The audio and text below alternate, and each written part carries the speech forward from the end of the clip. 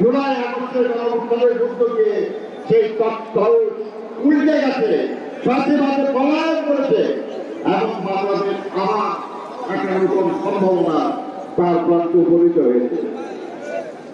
এই সম্ভাবনাকে মাস্টার করার নানা চক্রান্ত চলছে। একটু আগে আমার সভাপতিরা বলছিলেন আমরা গণতন্ত্রের জন্য লড়াই করেছি।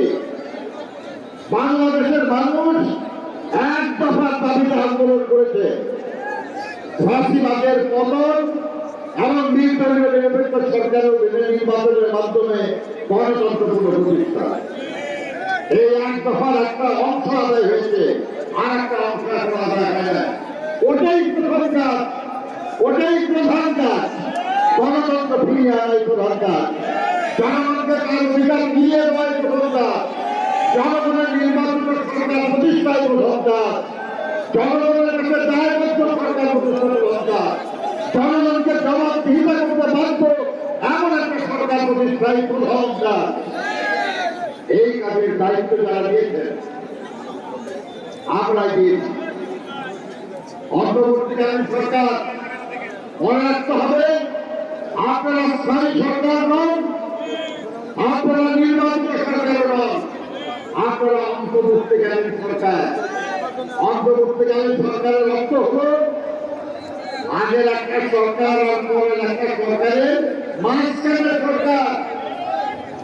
তার একটা সুনির্দিষ্ট দায়িত্ব আছে, সেই দায়িত্ব পালন করে তাকে চলে যেতে হবে। জনগণ স্থায়ী সরকার। আমরা এটা জানি যে বিগত স্বৈরাচারী ফ্যাসিবাদী সরকার বাংলাদেশের সমস্ত প্রতিষ্ঠান, সেটা রাজনৈতিক বলেন, অর্থনৈতিক বলেন, প্রশাসনিক বলেন, সাংবিধানিক বলেন, সব প্রতিষ্ঠানকে ধ্বংস করে দিয়ে গেছে।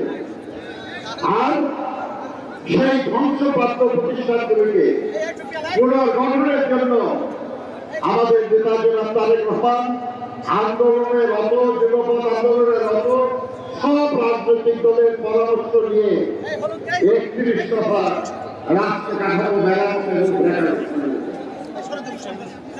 আমরা অত্যন্ত গৌরবের সাথে বলতে পারি, যারা সংস্কারের কথা বলেন তারা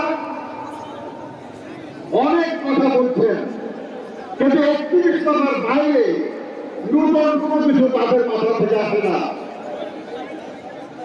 তারা যেসব পরিবর্তনের কথা বলছেন 31 দফা তার সব করে দিয়ে আসে।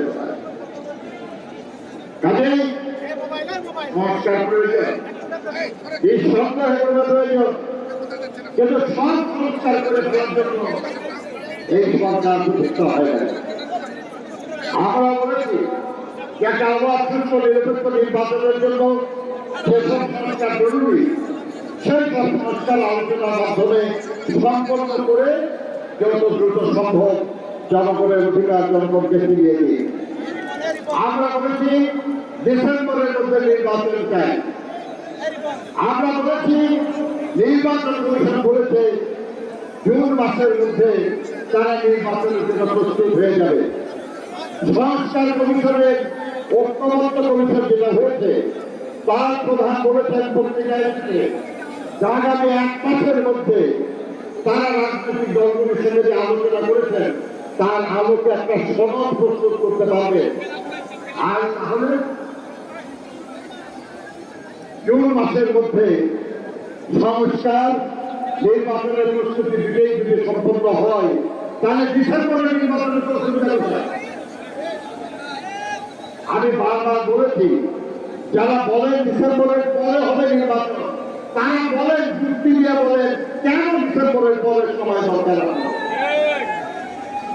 কোন কোন দল এখনো সংগঠিত হয় নাই, তারা সংগঠিত হওয়ার জন্য সময় দরকার।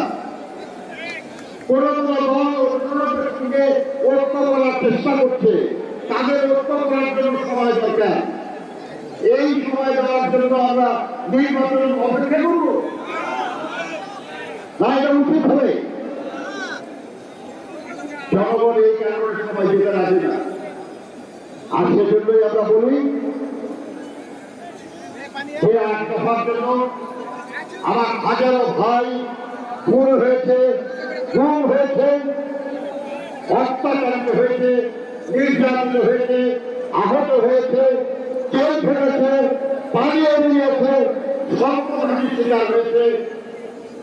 সেই এক দফার অবশিষ্ট কাজ 1 নম্বর, সেটাই জনগণের ক্ষমতা জনগণের কাছে ফিরিয়ে দিতে হবে।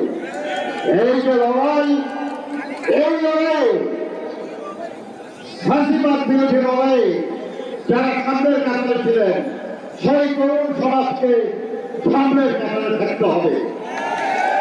আমি কি আশা করতে পারি যে শহীদ জিয়ার নেতৃত্বে বিশ্বাসী,